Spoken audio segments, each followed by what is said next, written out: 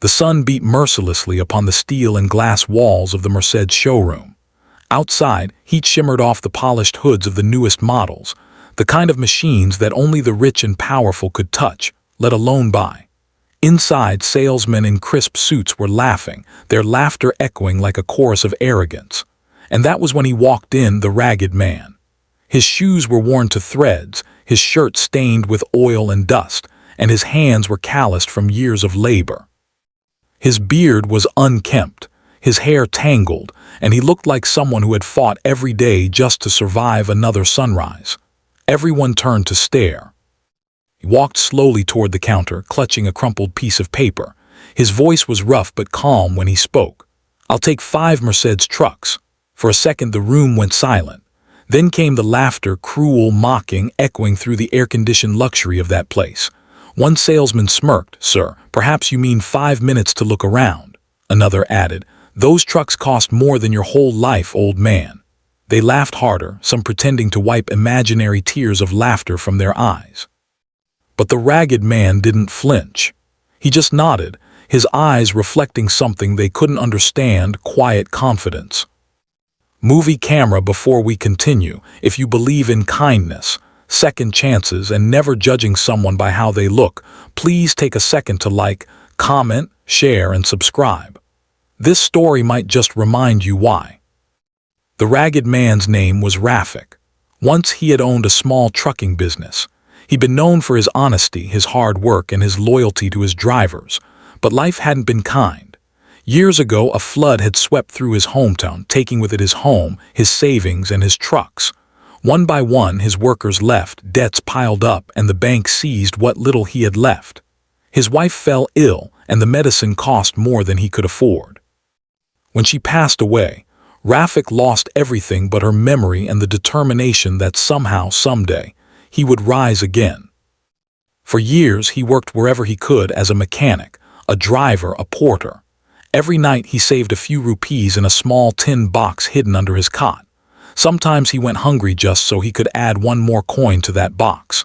People mocked him for dreaming too big.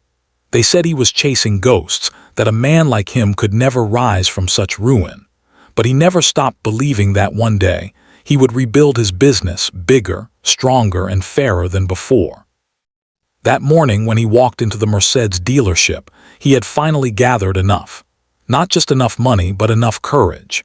He had met an investor, an old friend of his late wife, who believed in him and agreed to partner with him in his dream. Together, they had secured a deal to transport heavy construction material for a new government project. The contract was huge, and they needed 5 new trucks immediately. But the salesman didn't see any of that. All they saw was a man in rags standing in a place meant for kings. "Sir," said one of them, holding back laughter, "these trucks start at $150,000 each. Maybe you should try something smaller, like a used van." Rafik simply looked at him and smiled. "Can I speak to your manager?" When the manager arrived, a man named Imran, dressed in a tailored blue suit, he eyed Rafik up and down with disdain. "Sir, I'm not sure we have anything in your budget. Perhaps you'd be more comfortable at a smaller dealership." Rafik didn't argue. He reached into his worn bag and pulled out a folder. Inside were bank statements, the government contract, and a certified check, enough to buy 5 brand new trucks outright. The manager's smirk froze. The laughter stopped. The silence that followed was thick with embarrassment and disbelief. Rafik laid the documents gently on the counter. "I said I'll take 5. Make sure they're ready for delivery by next week." His voice didn't shake. It carried years of pain, humiliation, and strength, the kind that comes only from surviving storms that others couldn't. The salesmen who had mocked him earlier looked away, their faces burning with shame. The manager tried to regain his composure, stumbling over his words, offering coffee, a seat, even apologies. But Rafik simply said, "Just do your job." As the paperwork was finalized, whispers spread through the showroom.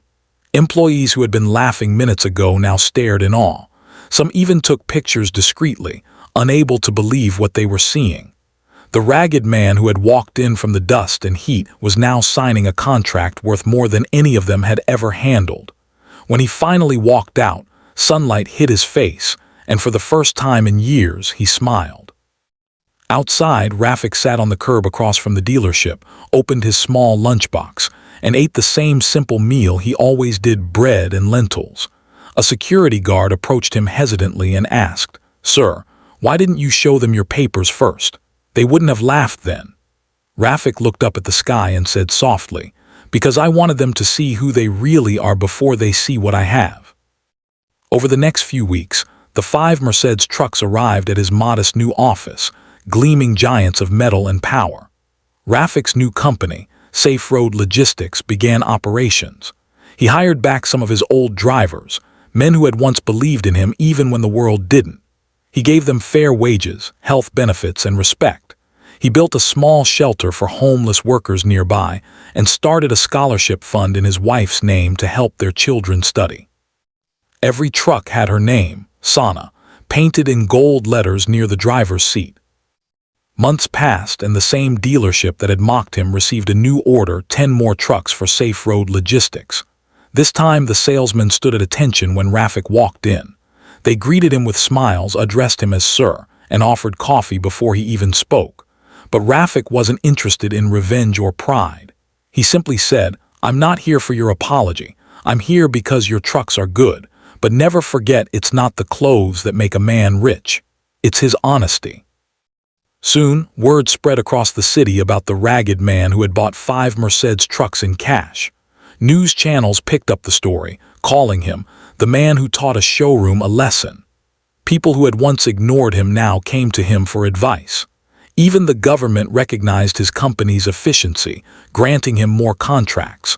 But Rafik remained the same: humble, grounded, and quiet. He still walked to the mosque each morning, still ate his bread and lentils, and still carried his wife's picture in his wallet. Then one day, a young salesman from the same dealership visited his office. It was the same man who had laughed the loudest that first day. He looked nervous, holding a small envelope. "Sir," he said, "I came to apologize. I was wrong to judge you. I've been struggling lately and I wanted to ask if there's any job available." Rafik looked at him for a moment, then smiled. "There is always room for those who have learned their lesson," he said softly, and offered him a job as a logistics assistant. The young man's eyes filled with tears. He shook Rafik's hand and whispered, "Thank you, sir." That day, Rafik realized something profound: revenge fades, but compassion lasts. He could have humiliated them the way they did to him, but instead, he chose grace. That choice made him richer than any amount of money ever could. His company thrived not just because of his hard work, but because it was built on the foundation of respect and kindness, values that no storm could ever wash away. Years later, when Rafik grew old and gray, people still told his story. They called it the day the ragged man bought 5 Mercedes trucks. But those who knew him personally said it was never about the trucks.